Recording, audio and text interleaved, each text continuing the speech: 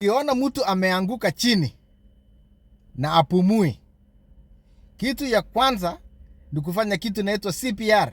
Unasaidia kwa kufinya kifua ndio isaidie roho, na alafu tena unataka kusaidia yeye kupumua. So kitu ya kwanza unakimbia, ukiona mtu ameanguka chini, unaita yeye kwanza uone kama anakusikia ama akusikii.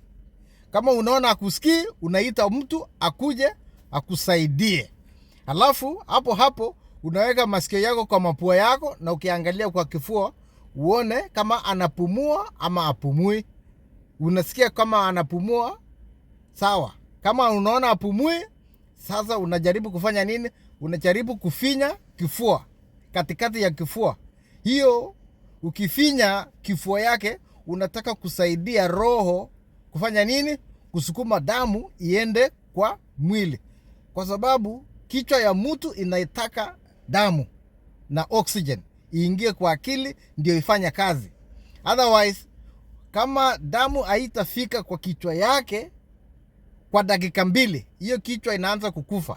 Vitu nyingi kwa mwili inaanza kuharibika. So that is why inatakikana ya kwamba ukikuta mtu amesirai, una make sure kwanza anapumua ama apumui, ama damu na roho inapiga ama apigi. Kama haipigi, sasa unaanza kufanya hii kitu inaitwa chest compression mara moja ukisaidia. So unafanya 30 chest compressions, kama 100 chest to 120 per minute, na unafinya vizuri kabisa. So unahesabu 1 2 3 4 mpaka 30. 30 ikiisha, unajaribu kuangalia kama roho inaanza kupiga ama haipigi. Kama haipigi, sasa unaanza kupatia yeye hewa, unasaidia yeye kupumua. So unapuliza hewa kwa kifua yake mara 2. So unajaribu unapuliza mpaka uone kifua ina rise. Alafu unaweka oxygen ingie ndani. Alafu kama ishaingia, tena unaanza tena kufinya 30 times. 1 2 3 4 5 6 mpaka 30. Ikishafika 30, unarudia tena kupumua mara 2. Saa hiyo watu wanatafuta mtu mwingine akuja akusaidie. So unangoja mpaka gari ifike imsaidie kupeleka hospitali, ama yeye ameanza kuanza kupumua. Hapo sasa ndio tuko umesaidia yeye. So ukifanya hivyo, hivyo ndivyo kusaidia mtu kuimprove chances yake ya kusurvive. Otherwise, akisirai na apumui, huyo mtu kusurvive ni ngumu sana. Zip the jacket here so that you can see my hand placement a little bit easier. So with the heel of my hand, I'm going to place that on the center of the chest, so right on the breastbone. Now, if you're not sure exactly where to put your hand, on the mannequins here, it is in between the nipples, but what I'm going to do is use my middle finger, work my way from the armpit to the center of the chest. I'm going to place my other hand and interlock my fingers. I'm going to get my knees nice and close to the casualty, and I'm going to bring my shoulders above so they're in line with my hands, and I'm going to keep my arms nice and straight. I'm now going to apply some pressure to achieve the depth of 5 to 6 centimeters.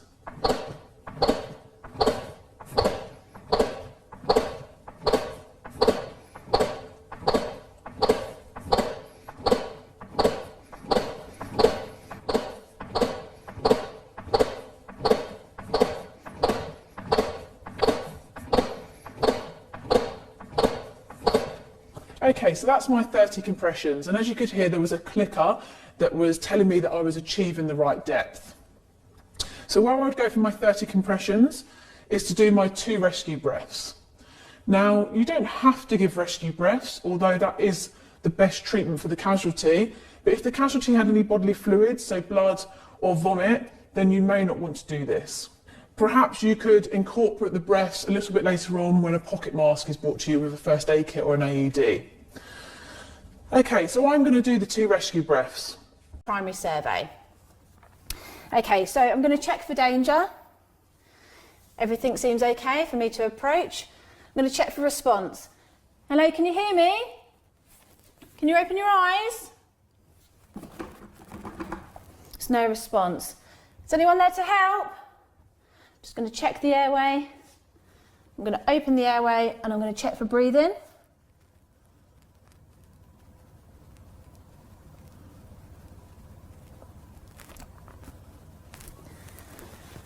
My help has now arrived. I need an ambulance and a defib. I've got an adult casualty that is not breathing. Come back as soon as you can. I'm going to start CPR.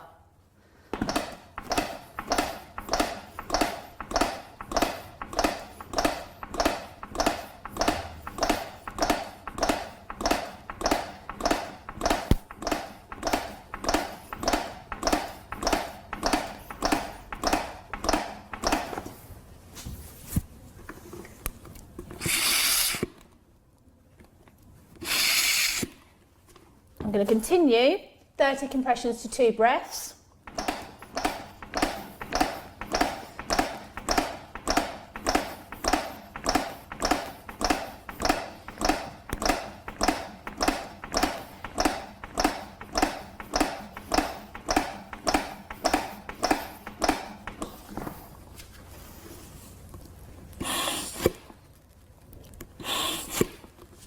Okay. So I would still continue to do 30 compressions to 2 breaths. Now hopefully somebody will come back with an AED and I can start to apply that and use it.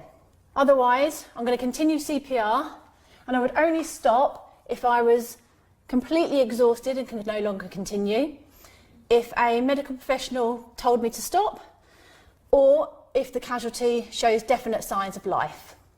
Some additional information that you'll need to be aware of is if you choose not to do rescue breaths, then you would do continuous chest compressions. So you wouldn't stop at 30, you would just keep going. Some other problems that might arise during CPR is perhaps breaking a rib, or you may think that you've broken a rib because of the noise that you can hear from the popping and cracking of cartilage from putting that pressure on the chest. Now, if we have broken a rib, that is going to be down the list of our priorities, because we will always treat breathing first, then bleeding, bones and burns, and any other medical condition. So we will continue with the chest compressions at the same depth and the same speed. We just need to make sure that we haven't wandered off onto another area of the chest, which perhaps is having an impact on the ribs. Something else that might happen is that your casualty may regurgitate. If this happens, you need to act quite quickly so as the vomit does not block the airway. So what I can do in this situation is I can roll the casualty away from me, protect them across the chest to make sure that they don't fall on their front, and allow them to be sick. Once they've finished, I can check the mouth and I can clear any vomit that's left there. Once they've finished, I'm going to roll them back down. And I'm going to see if there's any signs of life and if they're breathing.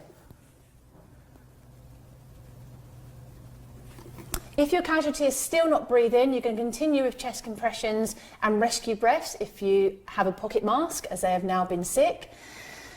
And if they are breathing but unresponsive, you would